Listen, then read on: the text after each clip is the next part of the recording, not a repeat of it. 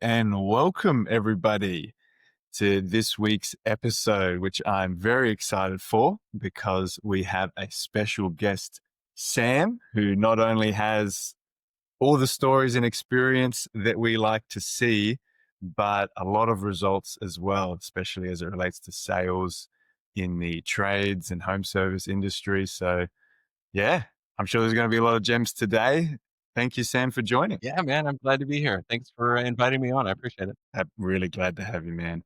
So probably worth a little bit more of a quick intro because you've got a good bio. Not only are you an international best-selling author, not only do you have this very successful Close It Now podcast where you talk about various sales things in the trade space, but you also have nearly 2 decades of experience, which I'm really excited just to break down, hear the highs and the lows of what that's been like.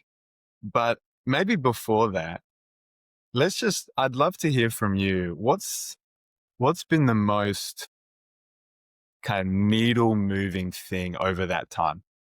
Like, is there one thing that you say, not even necessarily has brought the most success, but what has just changed the most for you when you learned this particular thing? Ooh, that's a great question. There's a lot of different components we could talk about. I think probably the if I was to pinpoint one thing that's made the most difference in my career, it has to be always go back to personal growth. You know, Okay. there was a pivotal moment years ago where I actually fun. This would be a fun origin story. I mean, years ago, my background is I started 2 decades ago as an attic rat pulling ductwork in the Texas Panhandle in the hot attics. I was a helper on the crew. Did install for a couple of years. I did some service. Ended up actually had a experience in an attic one day where I had almost died. Yeah, got Really?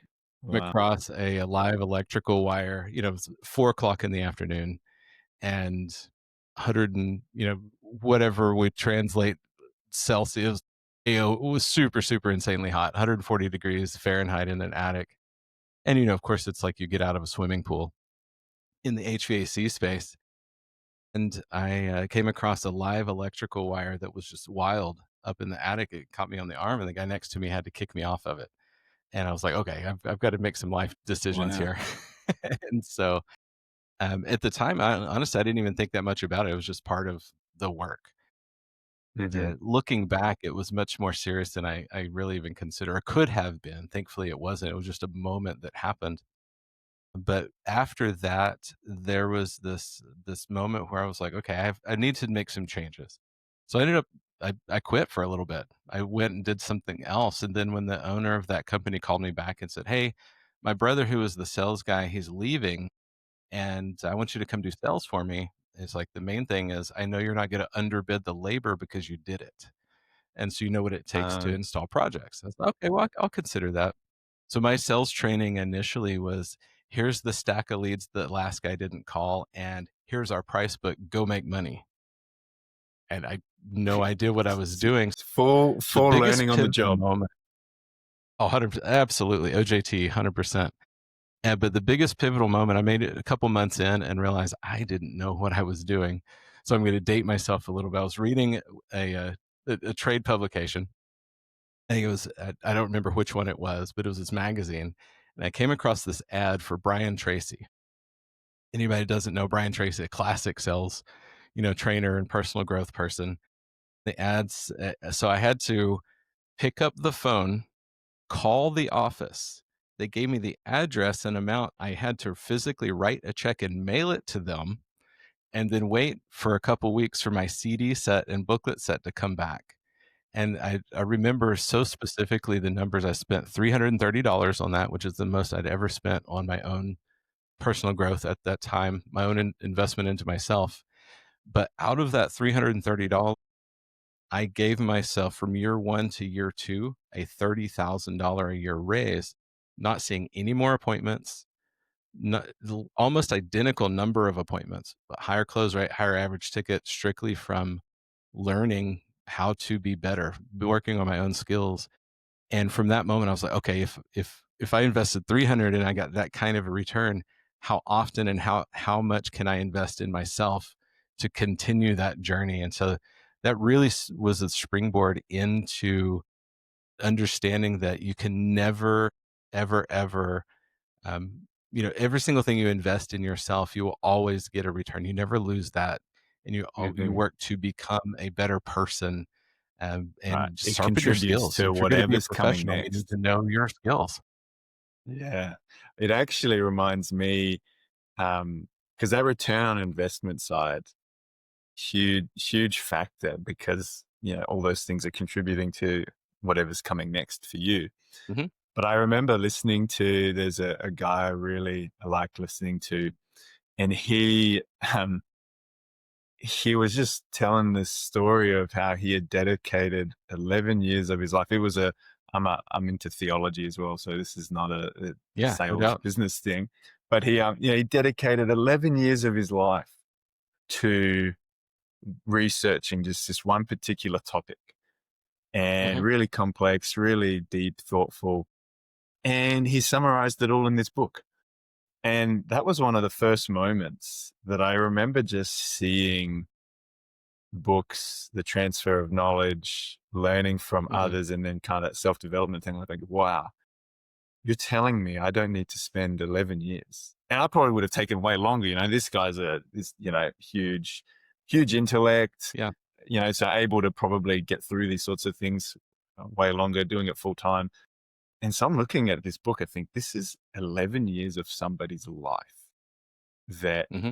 I can. And actually, I remember I bought the audio book and I was driving from West Plains, Missouri to Chicago. This is like a 10 hour drive, 11 hour if you've got a few breaks. And I listened to the whole thing there and the whole thing way back. And I just crammed 11 years. Now, obviously, you don't take it all in the same way, but you pick up the gems. 11 years of Hmm. someone's life just added to you. And I think that just changes a lot with especially with what's available today. But Oh, um, no doubt. I I guess sorting through and finding the right things to add to your personal development now is probably one of the bigger challenges. Um, you know, so no, that's really cool. Well, and that's why we're doing this podcast. We want to hear those stories and learn from those nearly 20 decades. Um, how would you box, if you can, the time that if we just say 20 years, how would you box that time? So was it from you first started 3 years here and then 5 years there? Like what does that look like, the groupings? Yeah, that's a great question. I would say starting into the trades, that was 2 years as an install crew. Doing that. I did a little bit of service, not a whole lot, and then I had actually a 2-year gap. I I quit there, and then I taught guitar lessons for a while. I ended up getting actually a role at a community action agency. So we were in there. They had a weatherization department. And so this was back right around 2010 when back then there was a huge push in politics. They had a lot of grants, a lot of funding. This was under the Obama administration years ago, and there was a huge amount of grants for weatherization and for starting really getting into improving the lower income, um, for helping homeowners to live more efficiently. And so that was a big part of it. Of course, at the same time, there was a ton of money for rebates for high efficiency heating and air equipment, and all of the different energy upgrades and Energy Star type of programs that were going on at the time. And so that was that moment in this. So working with that agency, I was able to. I spent 2 solid weeks in a classroom learning how houses use and lose energy, and it was right after that 2-year break. That's when that owner called me back and said, "Hey, I want you to come back into the HVAC world and do sales for me." And so that was really early in the career. So this was right at 2010 when I stepped back into that role. So from 2010 until now is when it's you could chunk it up into that has been sales has been my eat, sleep, breathe Okay. sales in that So there's not been a journey. whole lot of transitions. You've actually been really dialed in, it sounds like. So since Yeah, those initial 100%. 4 years, Now it's like, the other, the other avenue, so that was, the higher view, that was the first 7, 8 years of that portion of that career. And so a year into that, the owner and I at the HVAC company, I actually invested in, and we became partners, and we opened the home performance division for our company. So as owner of it was called Dr. Energy Saver at the time. It was just really funny. We can go down that rabbit trail. We used to wear green stethoscopes and lab coats, so we were the doctor. We made house calls. We would write a prescription, and then our EMTs would show up, our energy management technicians, to do the work. And so we had the whole thing going. So owned that talk for about 5 disrupting years. that sales process where with adding in unexpected unexpected pieces 100%. for people. I love it. Yeah. So even there was even a TV commercial I did years ago that I was in where the part of the video was me with the stethoscope listening to the wall in this house. It was hilarious. And so I did that, but so owned that for 5 years, then took an exit from that, and then I moved my family to Austin, Texas, and I became sales manager and sales trainer for a small HVAC company here. And then just so that first company, I helped the owner 4 exit in about 3 or 4 years. How when you say Moved small, here. how big of a company, just so people have an idea, when you say small HVAC company, Yeah, yeah. how So big when was it we moved roughly? when I moved to Austin, we were about 2.5 million. So we were less than 3 years old, about 2.5 million a year in Okay. revenue at that time. Because the reason I ask is I think it's valuable for people, to actually think even at that size, they're Mhm. investing in a whole. Was that a full-time position for you? Was that, um Yeah, it was. I okay, became yeah. their while I was, in that process, I was their top performer. And at the same time, really started thinking about we've got to make our team better. And so I started writing the sales process and for the team. And in right around 3 years, I helped the owner take that company from 2.5 to over 8 million annually. And then he took an exit.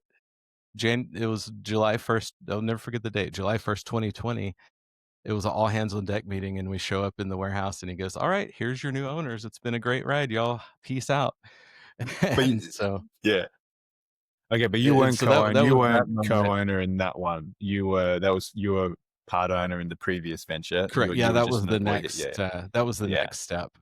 And so at that point, I had started. It had been a year. I'd been running the Close It Now podcast. Had some coaching clients at that time. So I was there because I wanted to be, not because I had to be. And so I left that, started full time coaching and sales training and running the podcast. And then I played in solar for about 3 years. And so my intention was to originally learn the solar industry to be able to bring back to HVAC owners and show them how we can add it on to the business. Now lots From a of things have sales. changed in government and all that. Solar has been up and down the last several years, but in the 3 years, really 2 years of selling solar, I put up 100 projects across North America. And in that 2 year time span, both virtually, probably 60% virtually and 40% in person.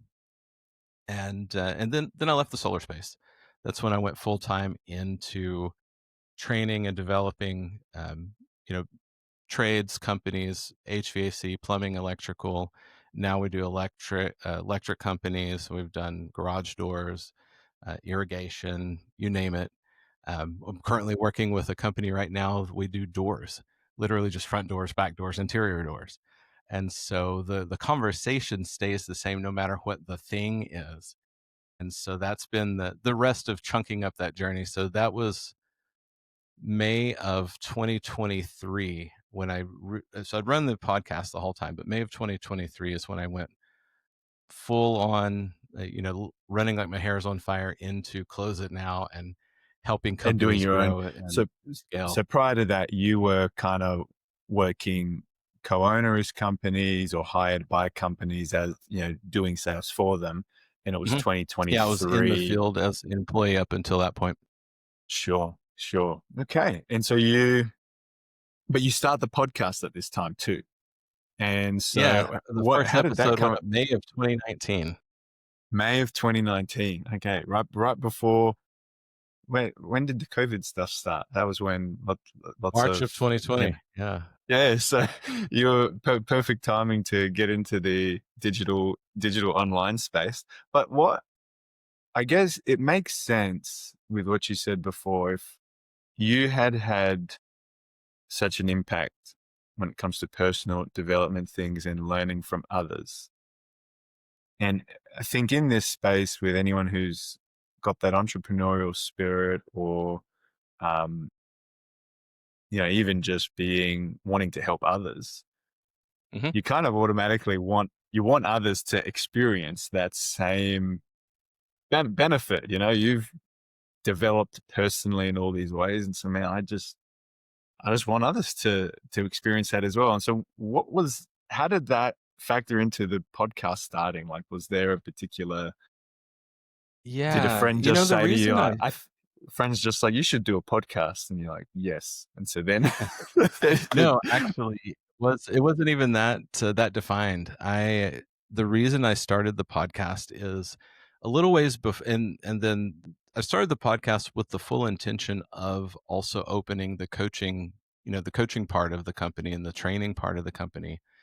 Um, but the reason I started it was I had two people in my team that we sent to a moderately well-known national training facility in the United States for some sales training. And they came back after a week and $12,000 of investment to get them both there. They came back with their books from the slide deck that the presenter had used, and it was the exact same slides. They didn't even change a single slide from when I personally had taken that class almost 10 years prior to that. And I instantly told him, I was like, "Throw that in the trash. No one buys like that anymore." And I just started parking them in my own truck with me. I was like, "Go with me on my calls. I'll train you. I can have you trained in very, very quickly, way better than any of this trash." And so that really started. Initially, I'd looked around for the right training for my people, and it wasn't out there. So I said, "Well, I'll just make it."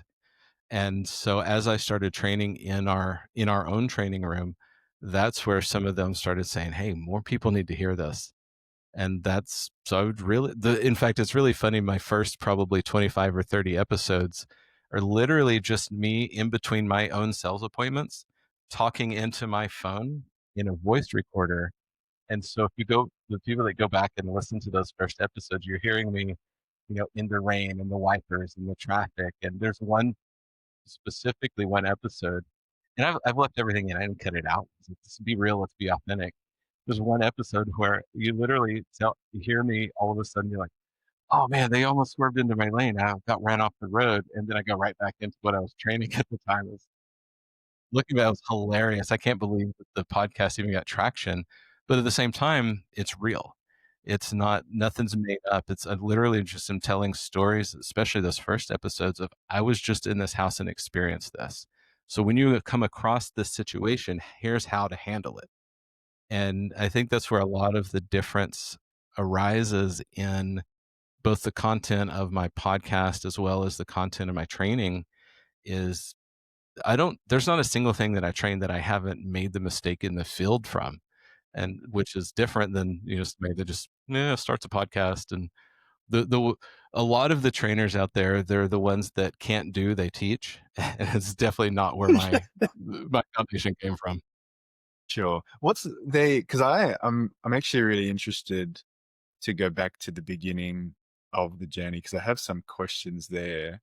But because we're talking about the podcasts and just some of the sales training direction you've gone into, what would you say? And I think your website actually does explain it pretty well in your mission statement in terms of how in terms of that difference you're really trying to bring to the home service industry. So anyone, Mhm. closeitnow.net. I mean, that mission statement really makes a lot of sense. But how would you describe that difference um, between what that 10-year-old slideshow was teaching and potentially still teaching versus kind of what you're coaching these guys just day to day in the car on? Mhm. So it's really two aspects of it. One is a tactical aspect, and one is more of a philosophical aspect. The tactical aspect is most of the trainings that are out there, if not all of the trainings, speak to scripts. They speak to the steps of the process, and they're just really like very cut and dry and very surface level. So for example, we'll take objection handling because that's where, as a trainer, I get the most questions about how do I Questions handle and this yeah, objection. And so traditionally, it's always been very well, if they say this, you say this, with the goal being to trap people into a corner where they can't say no. And that is just not how people buy anymore. So that's the tactical aspect. Philosophical aspect is, so lay the foundation, then I'll tell you how I'm different. Philosophical aspect has always been that also. It's like it very, very, for so many years, all the different trainings out there, very much, how can we sell them? how do How we can we get the sell yeah, something?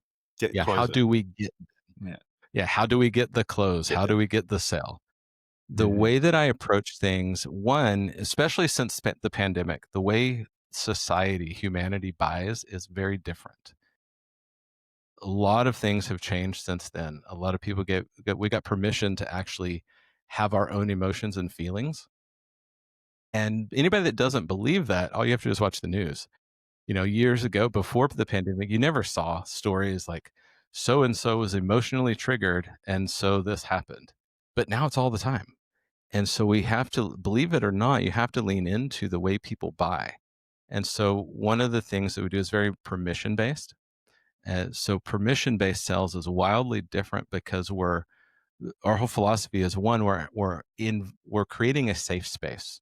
People don't buy because they're more educated, and that's how all the traditional trainings has been. Oh, just get educate. No one buys because they're more educated. They buy because they feel safe. We've They, created an they have the environment where they're confidence. safe enough to make a buying decision. And when they feel safe, then we invite. And when we take them through this process and we give an invitation, and then the yes appears. And it's a very different approach. And the Yes, I philosophical see. side of it is, Yeah, yeah, you I keep was going to going. say, this is the other piece to it, which makes it really interesting and a whole lot more fun. The philosophical side of it is, if we're learning a script, we're speaking to a script, but we've forgotten the most important part, which is we're talking to human beings. So what we do is we train people to ask why, how, what are the layers behind what someone is saying, of where is this coming from. So it's very much identity sales. Yes, I say really often, work to become someone worth buying from. And as you work harder on yourself than you do in your process, as you level up as an individual, then they're naturally going to want to do business with you because you're somebody worth doing business with. And it's I very like different. that. Sales is not the performance of an hour, it's the overflow of your life. I like work to become someone worth buying from.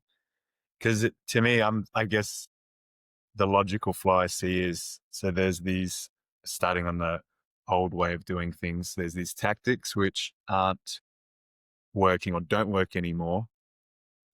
And those tactics stem from this philosophy that's very um, unrelational, very dry, sort of just about getting a certain financial transaction. And so your journey has been the um, changing this philosophical side to be more relational. I mean, how did you learn that? Because obviously once you change that philosophy side, that then influences the tactics that you were talking about before.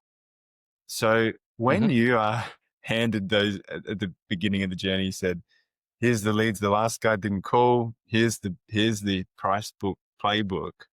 What up until that journey taught you that I need to have this new philosophy? Because it makes a lot of sense, but a lot of people don't get it just because they see what everyone else is doing. And so even though, in their families and in their church experiences or religious or in just communities, they build relationships like that. you know, it's always permission. It's permission based. Hey, do you want to go do this? Or why don't you want to go do this? And you Mhm. build that connection. You become someone worth spending time with. But then then you go to work and suddenly it changes. So how did those dots connect for you so that you didn't just do what everyone else was doing? I love this question.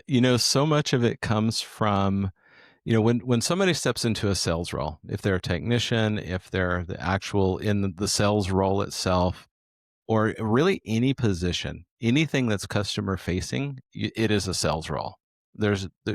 We can't, we don't need to cover that up. Any trade, any home service, any home improvement company is a sales organization that just happens to do whatever that trade It does. happens to sell this item, doors, Exactly. HVAC. 100%. Yeah. So whatever it is. And the problem is most people get that upside down. Most people think, well, I'm good at fixing something, so people are going to buy from me. And it's absolutely not the case because 100 people within a stone's throw can fix it. Why should they use you?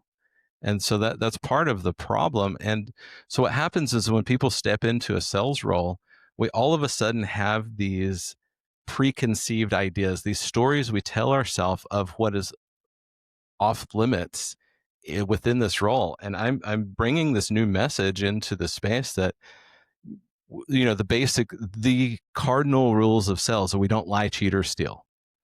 So everything in a utmost integrity. And as long as we're do everything in integrity, morally and ethically sound, and with the intention of serving at the highest level. And if we can serve, because all of home improvement, all of anywhere in the trades, it's a service based business.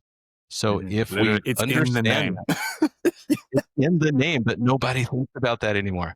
So if we're truly serving at the highest level, that's those are the only rules. We don't lie, cheat, or steal. And so what happens is because of past experiences, because what I do is help people zoom out and realize because we're dealing with humanity, we're dealing with people. When we step into a sales appointment, we have this idea that it's just this blank slate and here are the facts, sir and ma'am and sir, and makes the logical decision, why don't you want to do this? But we forget that there's a million other influences going on in their life. We have influences in our own mindset based on the way we were raised and what our parents taught us and whatever the government says and all these socialized things in our brain that are limiters or constraints in our own mindsets, along with the homeowners have the same thing going on.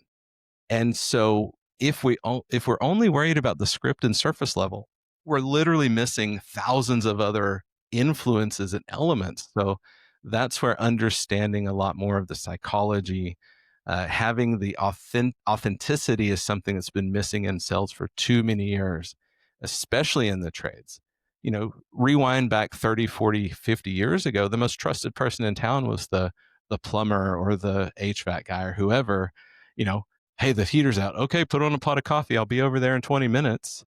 And it just how it was, but not anymore because too many people have been the bad apples that took advantage of people and all the things that have happened in the last few decades. And so one of my missions is bringing the trust back to the trades.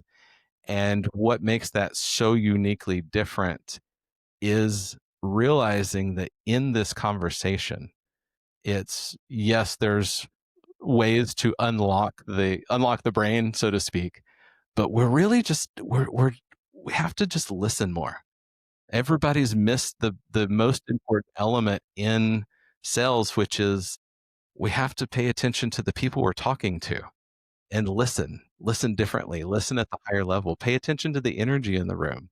There's so much going on that nobody ever thinks about or talks about. Mhm. Yeah, it's actually because it's very similar from a marketing perspective, which is where I spend most of my time. And you cannot rely solely on kind of the words you say and how and what you think they communicate.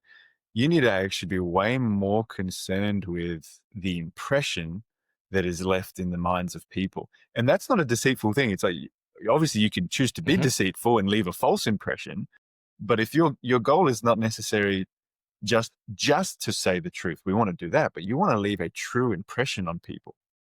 And so to actually think, and you can't leave the right impression without factoring in everything you've just said with how people, if the last 10 plumbers all said a certain thing to them and it led to a really bad experience, and mhm, you're not going to leave that bad experience at all. And nothing, there is no direct association between this particular phrase and this bad experience. There is none, like in objective mhm, reality. But you come in there and you say that, then that's what they're hearing. Oh, this is just like all mhm, the other plumbers. And so what you're trying to help people do is say, look, you can't necessarily avoid that because you don't know what's in their mind, right? You don't know that particular, it could be a mhm, simple suggestion of what to do, like a technical thing that's right. But the point is when you see the tension, see the objections, see those responses arise, you're not just focusing on what says, but hold on, this is true. mhm, This technical part needs to happen. You're like, no, no, dig deeper, really care about mhm, the person you're talking to, and say, oh, what about this is making you uncertain? What about this is making you feel uncomfortable? mhm. Um, I love it because it's funny Yeah, because I you think a lot of people get this in day to day life. Like if you've got kids, if mhm, you've got, you get it when you're talking to them, but nailed it it. just changes when you go into in this sort of sphere of life. So you're just bringing us back to what it really You means got to it. be human. Yeah, in fact, the example that I use very often in when I, just enter this segment when I'm training this is so the context here too. There's three different levels of listening. You've got your first level listening, which is very internal. That's what happens when we're very elementary and somebody's pretty green in the process. Do we learn scripts? Absolutely, of course, we have to have scripts because that's our roadmap. We have to know where we're headed, or any road will get you there. Which means nobody top performers don't wing it. They have a plan and they stick to their plan. But first level listening is that's where we're internal thinking, okay, did I do this part right? What do I say next? Did I say that script right? So we're really not focused externally. The goal is to get past that level as fast as possible until that becomes so internally part of us Innate. where Yeah. we can focus externally. So second level listening and third level listening is where top performers have to live. Is so second level listening is coactive listening, it's called, or basically paying attention to how the words we're saying are landing on the people we're talking to, on our homeowners. You know, noticing what they're saying back to us, all those types of things, and then how's it responding. But the this is the other huge missing piece because that's where most training stops. The biggest missing piece is third level listening, which is what are they not saying? What did the energy shift in the room, and noticing that and pumping the brakes long enough to call it out. So like exactly what you were just saying. And for everybody that's listening, if you're anywhere near sales, this is how we know this is true. Because what happens is just like your kids, imagine you're sitting in your living room and you're watching TV with the family, and your partner or your kids or somebody comes into the room and sits down on the couch. They didn't say anything. There's no visible signs of anything out of the ordinary. And instantly you go, hey, what's wrong? Oh, nothing's wrong. Oh, something's wrong. I can tell something's Something's wrong wrong. because you can feel it. What happens though, just like these stories that we tell ourselves, the second we step into a sales appointment or we step into a home, for some reason we forget that that's even exists, and we think it doesn't, these rules don't apply in the situation. But it's the opposite, because that homeowner is all of us, their brain and their everything that is searching, and they're analyzing and they're scanning, they can feel your energy, introduces yourself before you ever knock on the door. And so when we're in those space, they're constantly noticing if we have things going on that we've carried, baggage we've carried in from maybe the last appointment or something else. And at the same time, they constantly have all of this stuff going on. So we have to be able to live in that world too and set the container properly and pay attention to all of these dynamics. And when you can start to do that and stack all of these dynamics on top of itself in like this intuitive moment, that's when somebody snaps into instantly being a top one percenter. Being intuitive with it. And it's like that to me is almost, it's like the hardest part, but in another sense, it's the easiest part. Because when, I guess, to get out of those habits, people will find it hard, but it's actually really encouraging to realize that in some real sense, you do this every day with people. Like you can't have relationships without this. And so it's more about uncovering, okay, what am I actually doing here intuitively? And how do I bring it over to this other side? Mhm.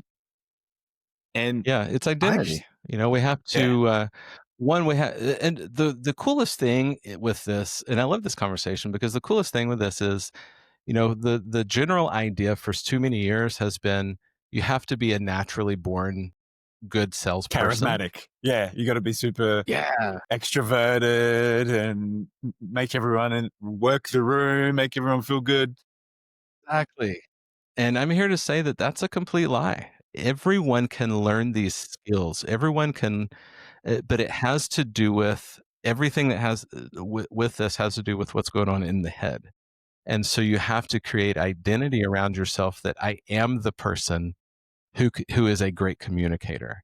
I am the person who communicates in a way with influence to help them see that this is the best solution for them. And so going to work on identity first before we even get to skills is crucial, and it shrinks the amount of time it takes to get to that mastery level from, you know, 8, 10, 12, 15 years into just a few years, because we're able to break all of these components down, which are more important than a lot of times just the script. And so that this is so much of this is so important. And that I think that's why what's really set us apart is we focus on the other stuff. You know, it's like the other components of life. And you know, we step way past sales. It's more about just again communication, storytelling, It comes understanding, back to what you, living with empathy. I mean, you said, you started off early on saying fundamentally it's about being the person that Hmm. is worth buying from. And so that word being really carries that idea of identity. And I think that is an encouraging thought for people because it's in that being where your unique personality is just genuine. It's like, this is just who I am, and you, and this is when you try to communicate and leave an impression that's false on people, that they begin questioning, okay, something doesn't add up here. But if you genuinely want to serve Hmm. them, genuinely want to help them, and you do that, that's genuine with the way you are, not putting on a charismatic, um, show, then Hmm. it makes a huge difference. And actually, the number one thing coming to my mind is how much more freeing and enjoyable the sales process is Yes. going to Sales should be. be fun. If you're not Yeah, having it's fun, then what are you even doing here? right. In fact, I've got a really fun story that emphasizes this from yesterday. In fact, I was leading there's a trades focused networking group, a national chain of networking organizations across the United States.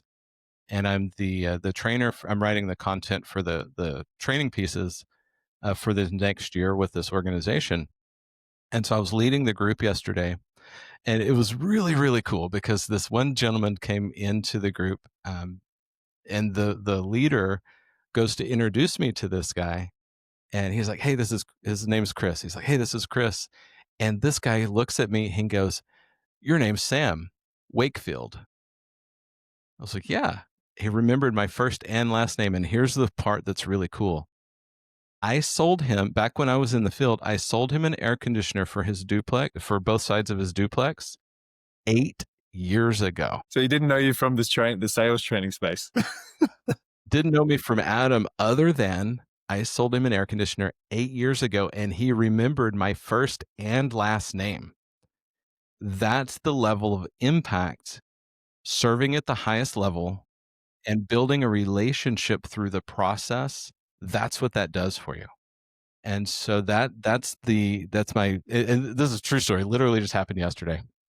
I haven't even recorded. I'm going to record a new podcast and include this in there. Share the story. But that's what happens with true, authentic service. When I train people, I say, you don't have to be someone you're not. But what I am asking you to be is be the best version of yourself and be you times 10. The people that we serve, it's our responsibility to show up without dragging the baggage from the last appointment. Maybe the last appointment kicked you in the teeth and they were a jerk and all these things.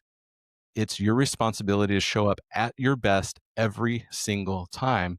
And then when we can get to that place of being able to turn that on at a moment's notice and be able to establish those, there's a lot of different NLP techniques and anchors and things that I take people through to be able to estate management.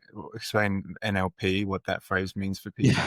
Yeah, yeah, just through some lingo. That's a big one. That's a big one. But neuro-linguistic programming, basically what it is.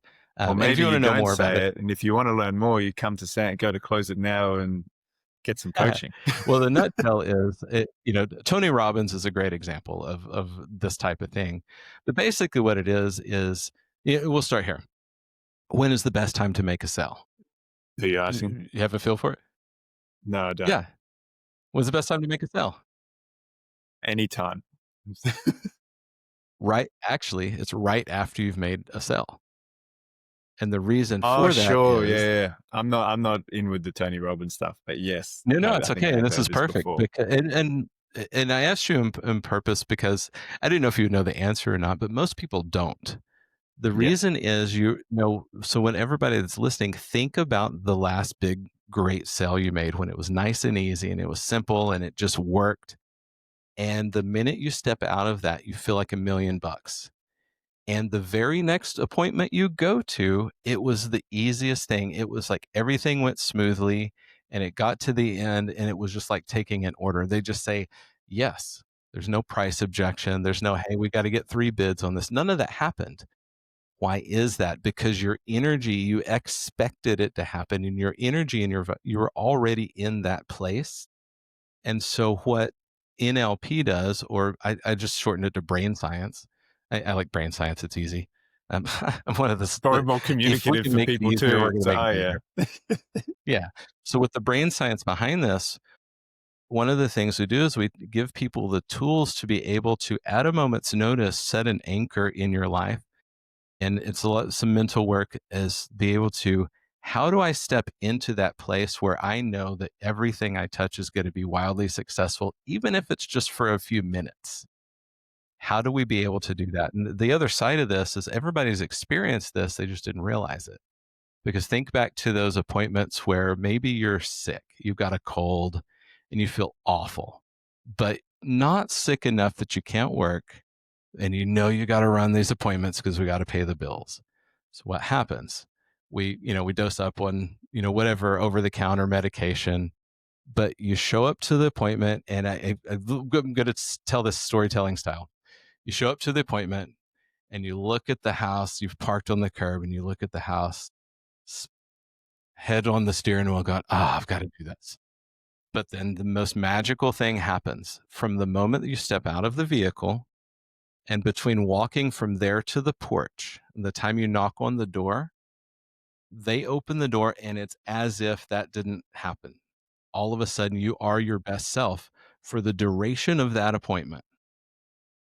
Almost every time in that situation, it closes on the spot.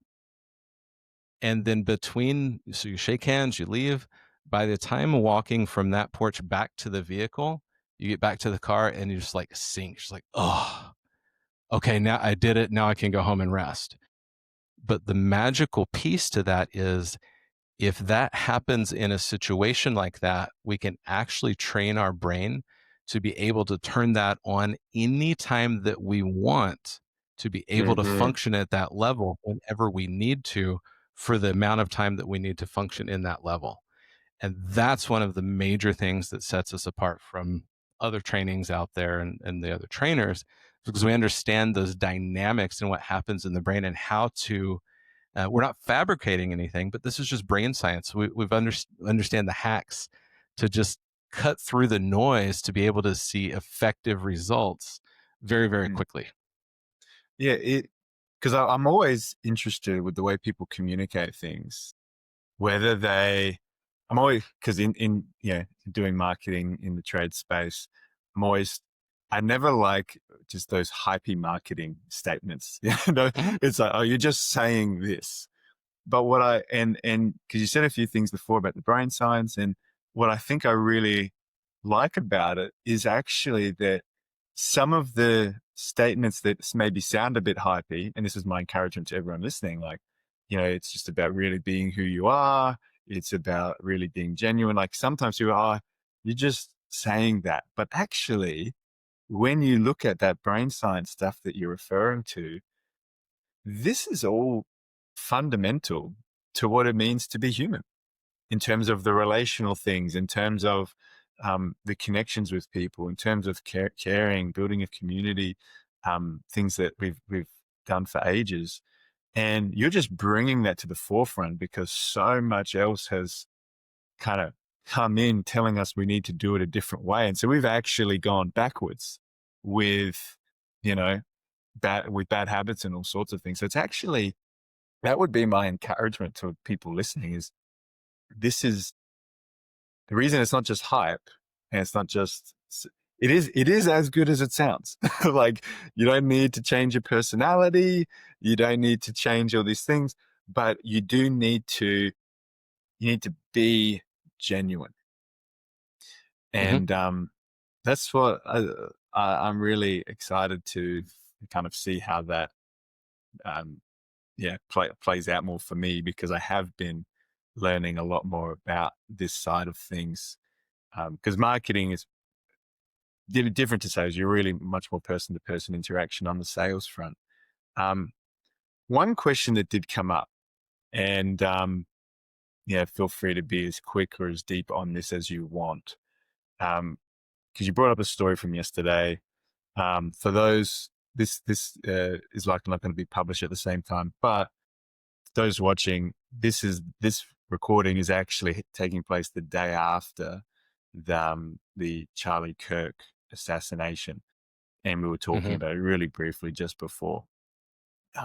And ripples, it's having a big impact, really changing the way people think about things, and everyone's responding. In terms of this being human stuff, you brought up a story from yesterday.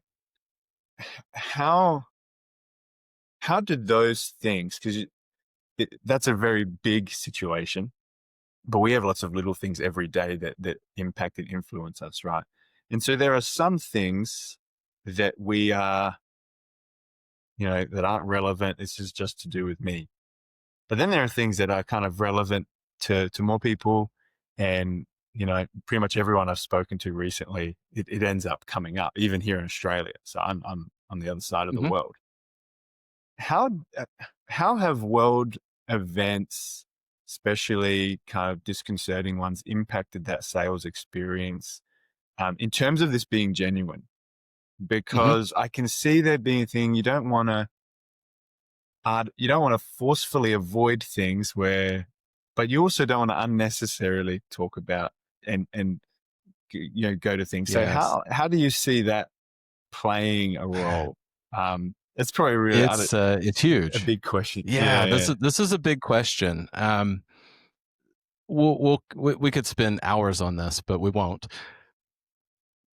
One of the things that happens is there's when I'm training it, and when in this sales conversation, or just in general, when we're working with our homeowners, we have to do two things every single appointment. One, we have to zoom in, which is most people are good at zooming in. And what I mean by zooming in is they get these blinders on and hyper focus into, okay, here's the problem. Here's why you called us. Here's the solution. That's the zooming in part of it. The piece that most people miss is the zooming out part of it. Because, like I mentioned earlier, there's so many external influences in every single decision, every single buying decision. And in fact, years ago, I used to have a tagline of "Stop being weird and start selling." You know, part which is fun. It leads into the fun of it because I mean, on the surface level, sometimes we don't even realize it. This is why it's so important to record ourselves, record our appointments, listen back, record ourselves giving presentations. Because sometimes when people just slide into this creepy salesman voice and don't even realize I'm using this voice, I'm like, stop using the creepy salesman voice. Just talk normal. But at a much deeper level, where you're asking, is everything influences the decision, literally everything. So understanding the dynamics of what's happening both within your community, in your, just build it State, out within your cities, community, state, country, world. state, events, tree, globally, all of it matters. For example, a few years, well, obviously during the pandemic, that was huge, massive influence there. But then the things that have happened since then, we can just look at a handful of them on the timeline. We've got the Russia-Ukraine conflict that started and is still going on. We've got supply chain issues for various reasons that have happened periodically over the years, over the last several years. We've got, of course, all of the madness of we'll call it what it is, all Oh, the madness political of the state. Trump administration. Yeah, Yeah. political In, conflicts. The Canadian had just had this very similar thing. Australia, from what I understand, has got this very interesting two-party conflict happening also. All of it matters. Now, the goal as a professional in our role is we don't you have to be basically completely so neutral in the situation that and be a good listener. We have to be better listeners yeah. and not Yeah. and check the politics at the door. Check your ego at the door. We're remembering that the highest role is to serve at the highest level. And sometimes that doesn't mean selling the most expensive thing. Of course, it means serving in what best fits. Now, don't hear me wrong and say there's nothing wrong with being the most expensive person in town. Nothing wrong with that as long as your service level supports that. But what I am saying is, serving the best fit for them. We meet people where they are, and sometimes that means listening to, I say pretty often, sales is 90% psychology and 10% taking the order after you've had the psychology moment with people. Because Hmm. all of these influences matter. Understanding what the market does. For example, the last several years, we're very in demand industries like HVAC and plumbing and electrical, those types of things, was very repair focused because of the economic unrest and the governmental unrest around the world. People were holding on to their money and were focused on, well, let's just get by at this. And then there was a shift every several years there's a huge shift, and understanding where the global market is has a massive influence. And so it's fine, but we just have to understand how to pivot when the market changes, both in what we offer as well as how we communicate it. Because there's some principles of, you know there's the that's exactly why is a great word track for people. Whenever a homeowner or somebody has a reason to not do something, usually you can turn it around with, isn't that exactly why you should be doing it? Mm. And it Yeah. mentally cuts through the white noise and says, you know what, maybe this at least be open to the idea. And so, but you're exactly right. Every single thing has an influence, and we can't be blind to it. But we also have to not have our own predetermined opinions and things that we bring into those situations. They're going to hit you with all of that. Let them. Well, and that's what I'm hearing you say is that because you went down the list and I'm like, goodness gracious, there's so much going on in this world, and some people are probably thinking none of that has anything to do with what I'm doing when I walk through that door. However, it does with what you're saying, but the tactical point I'm hearing from this, this underlying philosophy you're talking about is that I like what you said where you're leaving that at the door. And the way I would kind of just restate that is you're again solely focused on the person and where they're at. Because, if there's a certain tone there or a certain way that's coming across, then you're taking initiative to understand that and empathize with that. Then if it's to do with the, whether it's being unable to afford things because of the economy or political catastrophe, you're there as a person responding to that. And so having the right kind of relational abilities to respond is essentially what we're talking about. And so you're not going to bring in this and suddenly start preempt. You don't want to preempt objections because then you end up bringing things that weren't going to be objections suddenly now become objections. But for those things that are influencing, like you said, they'll hit you with it. You need to be ready to respond to it. Mhm. Well, and on the objection topic too, being a sales trainer, one of the most common questions I get is how I need to handle objections better. It's always objections, objections, objections.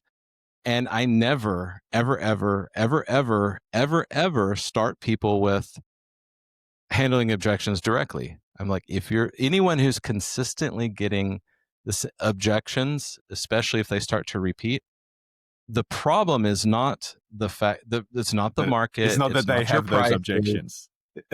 Yeah, it's something you're doing in your process that's planting that seed. So even if we don't think it is, and one of the examples, this is really fun. Can we have some fun here real quick? Yeah, let's have some fun.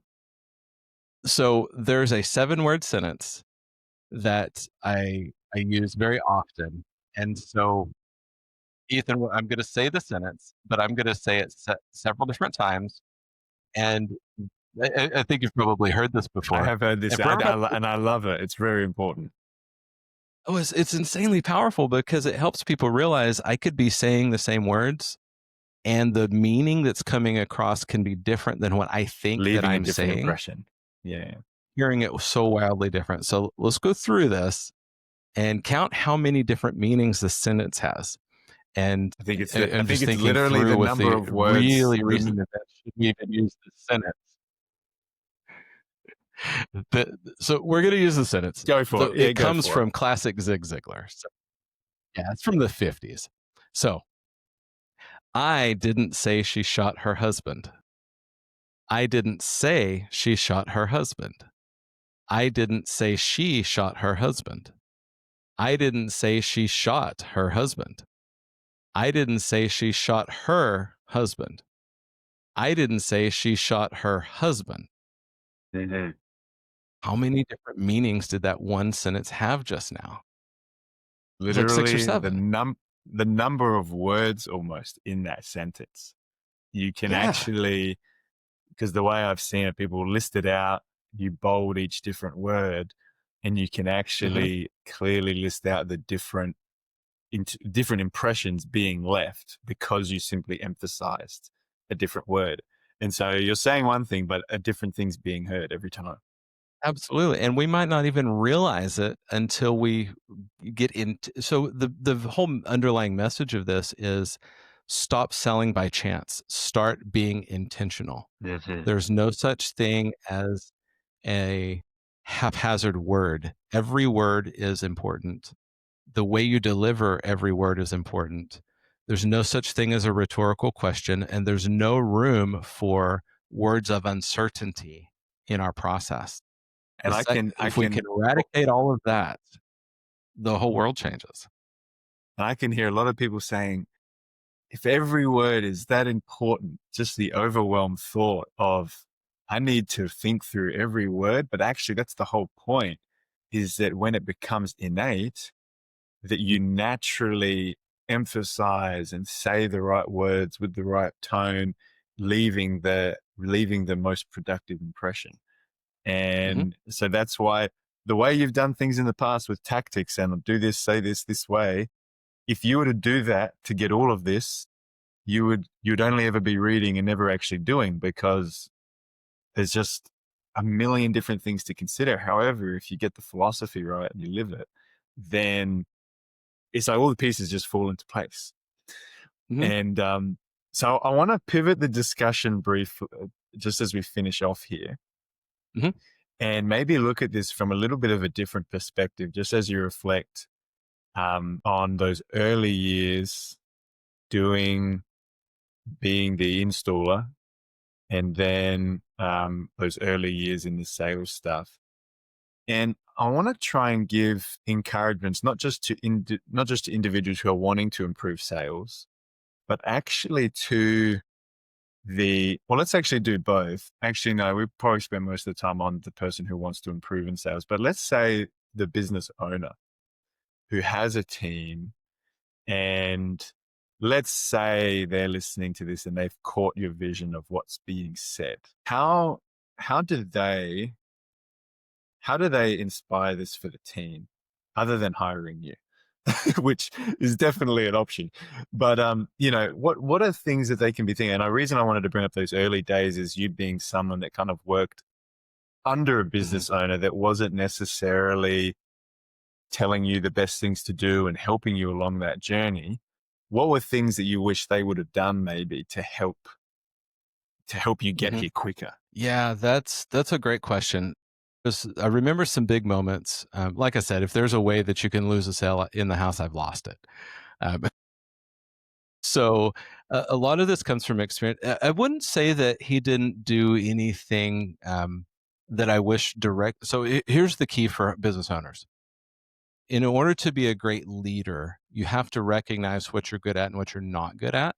And so the gentleman, he was my mentor for a long time. His name's Brian Winkleman. So hey, Brian, if you're listening, I owe a lot to him because the things that I learned in that phrase and to this context, one of the most important ones was he was self-admittedly not a good salesperson. So he directly had no resources to be able to train me.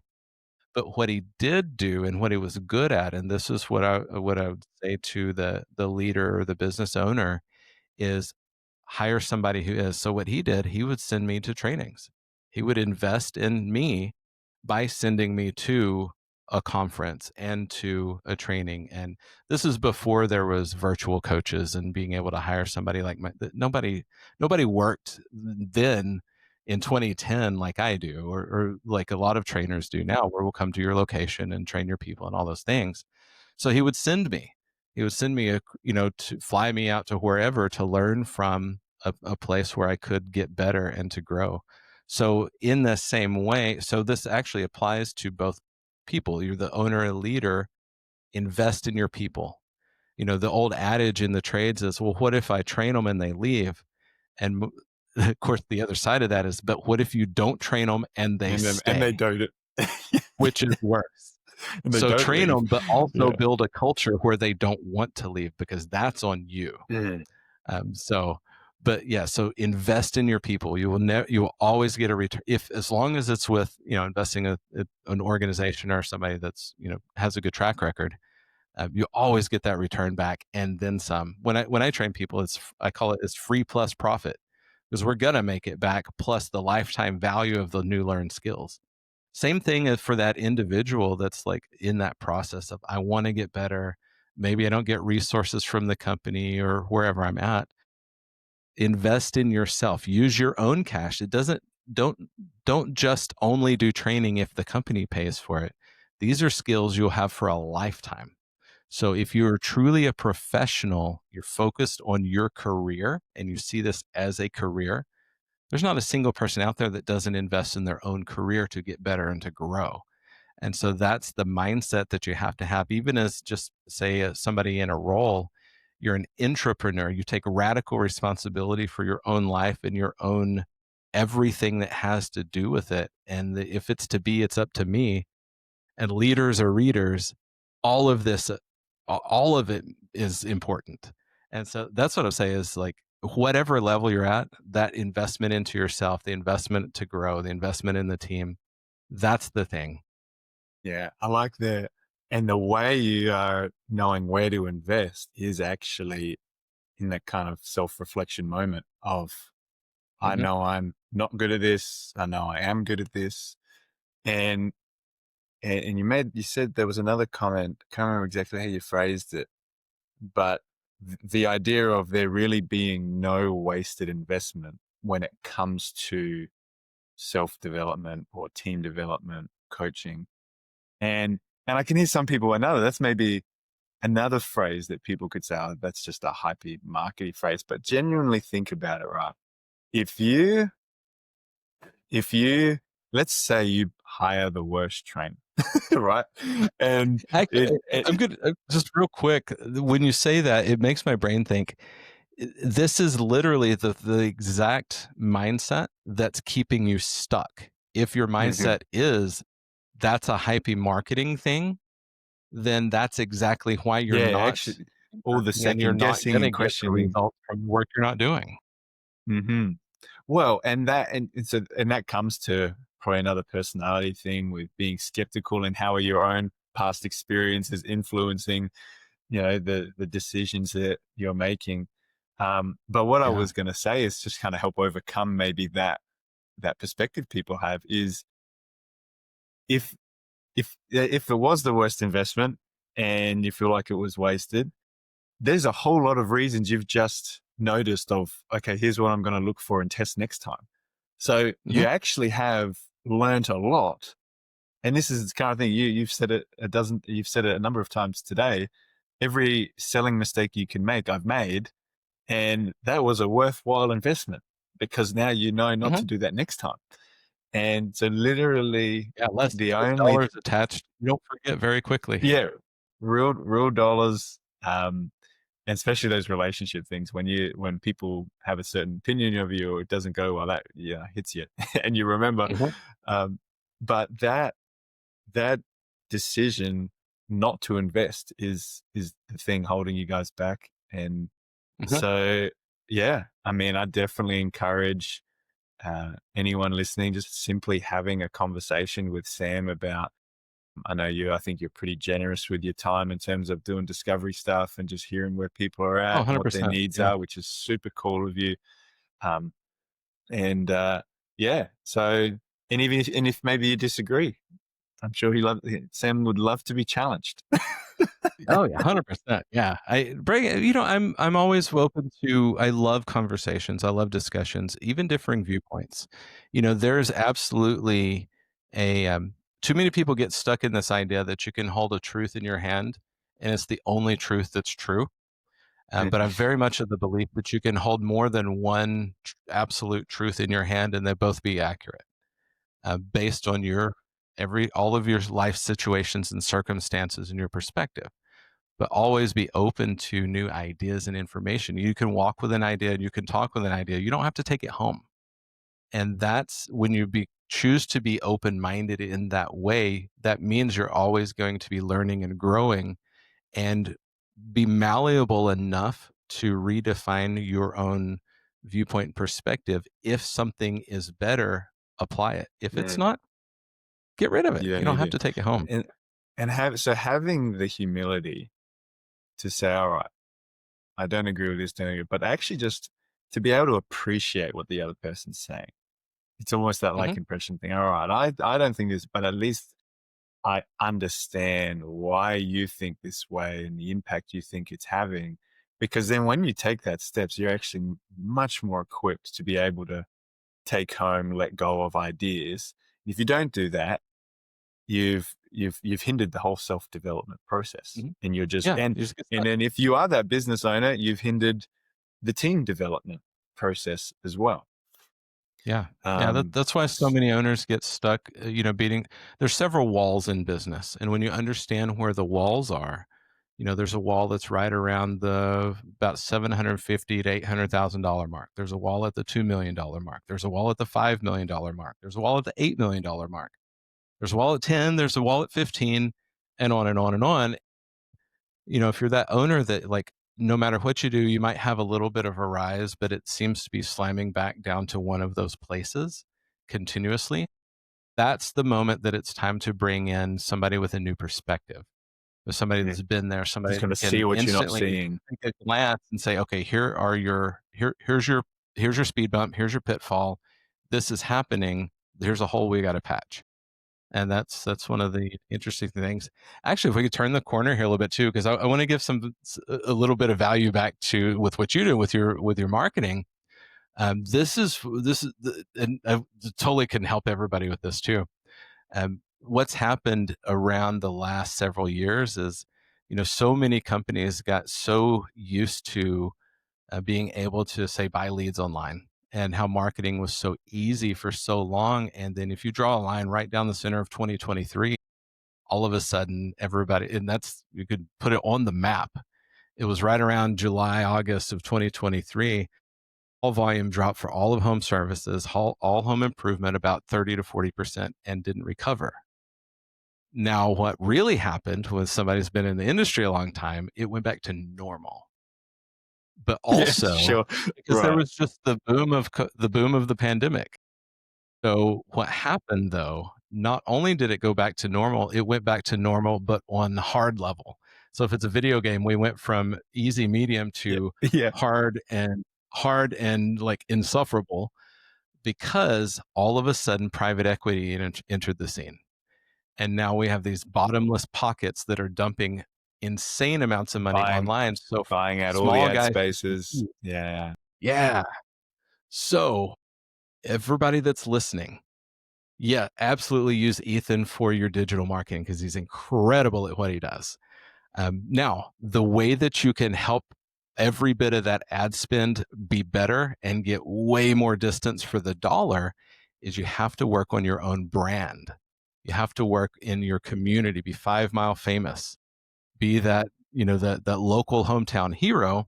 And all of those methods that we used to do 20, 30, 40 years ago, we have to do those again. I have a gift for all of your listeners, if that's all Yeah. right. I'm excited. Yeah. Please. So I'm pretty stoked about this because I just got it back from my graphics guy and from editing this week. So I just wrote a guerrilla marketing guide to have a consistent stream of leads and build your brand without having to spend a dime online. Now, this marries to exactly what Ethan does with digital Just marketing the and digital what you're side. doing, Yeah. because this helps you build your brand in your community because your ad spend goes 1,000 times further if instead of saying searching for AC repair near me or plumber near me or whatever it is, roofer near me, People searching if for now you. they know I want to let's call Ethan's AC. And now your ad spend goes dramatically further. So marrying these two things completely changes the game. And this is how the small companies are dominating their areas and pushing out the big private equity guys because they're not doing this. They went on, they're They're not doing digital investing in heroin and it. just saying, let's spend more Right. money on a lead. Yeah. Yeah. Yeah. And so I have this guide that Yeah. is my free gift to everybody. Awesome. So And now I'll make sure that's available on this page somewhere, a link 100%. to close it now as well. And Yeah. my Yeah, totally. encouragement, I haven't looked at the guide, but I'm all for Sam and his experience. And one of the things that you guys, in terms of this self-development, learning more, you'd be Hmm. amazed in terms of, because I agree with it, not needing to spend a dollar on things, all that local community investment. There's a whole host of ways that you can actually do that online just by investing, 30 Hmm. minutes, an hour a day. literally communities within your 5 mile radius. There is that online with community groups, and you've got that aren't necessarily home improvement related. There might be mum groups. There might be local, any sort of thing you can think of. And Yeah, so the that next door, same, it's a huge one. yeah, so that's that same intention of, I really want to care and communicate that I care to my community is really what it's all about. And you're right, it's able to push out those that have more money because they're not doing that. Um, Mhm. they're just piling more money on things and hoping it works. So, um, 100%. And then when that revenue comes in, then you can reinvest more into the yeah, things that make the most traction. And so mhm, it's like this cycle that builds on itself. But if we have a plan for it, now we're not just guessing and throwing money at the wall and hoping it sticks. No, we can very, very easily get there in a lot quicker and an organized manner, and instead of just guessing at it, hoping right. this works. Well, and the whole process becomes more fun because you're actually proud of how people see you.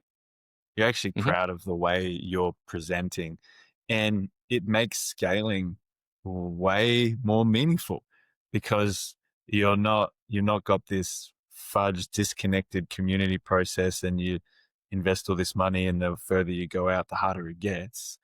It Hmm. actually, you know, the way you double down in your area, you spread that impact by not just being the hometown hero in the 5 mile radius, but then pushing that out to 10 and so forth.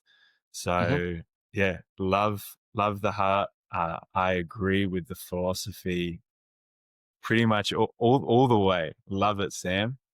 And if there were one, maybe just final word of encouragement from you before we sign off. I know we talked about a lot. I think this was super valuable. And so maybe after a period of time, have you back on to see how the industry's changed again and the Happy new to. lessons you've learned. But yeah, what would be? There's been lots of words of encouragements, but what would be if everyone were to do one thing today rather than invest in themselves, and not as opposed to that Hmm. one? What would be the one thing you'd encourage everyone? Just do this. The It's a couple things, but they're tied together. One is start being more intentional with everything that you do. Stop Hmm. just letting business happen to you, but choose to be intentional in the steps you take. And the second piece to this is, no, when I say this, I don't mean slow down your business growth and these types of things, but slow down, take more time than you've ever taken, and listen more. That every bit of that will help so much in everything you do. Everybody from the owner, listen to your people, slow down, and be intentional about the choices you're making instead of just, again, winging a prayer and hoping it works. If you're not the owner, you're the leader, you're the person in the role. If you're this technician or the salesperson or whatever you're at, in your appointments, take more time than you've ever taken, listen more, and above all, ask more questions. Top performers ask 5 times more questions than the lowest performers. And it Hmm. absolutely is very, very true.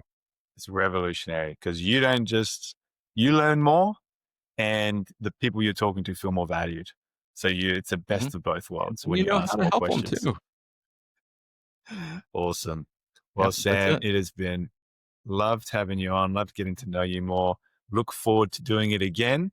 And yeah, guys, there'll be links all around this for that guerrilla marketing guide and visiting closeitnow.net, the podcast, and the other books as well that Sam's written. So yeah, thanks for coming on, and we'll do this again soon. Appreciate it, man. Thanks.